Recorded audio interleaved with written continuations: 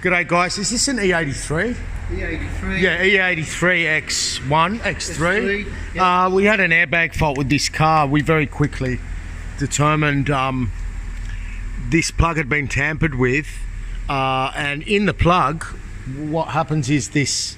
Let's see if it comes up. Resistor, yeah. See the two pins at the back that are snapped off behind the four? See those?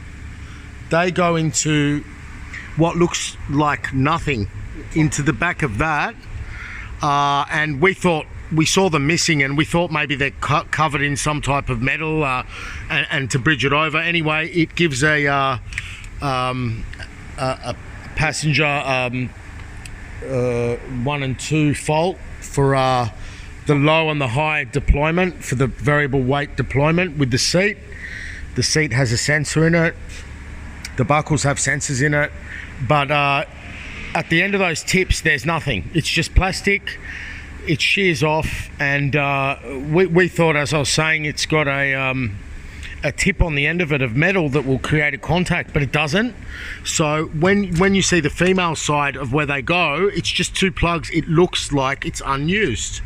See, there's 4 there at the top with no wires going in. Behind them there's those 2, and it just looks like it's unused. Anyway, we've gotten a used harness and soldered it on, and boom. And it's fixed and done. Anyway, no more airbag light on the X3 E87. Quite a good car actually, these are, if you get them in good condition and yeah, in good order.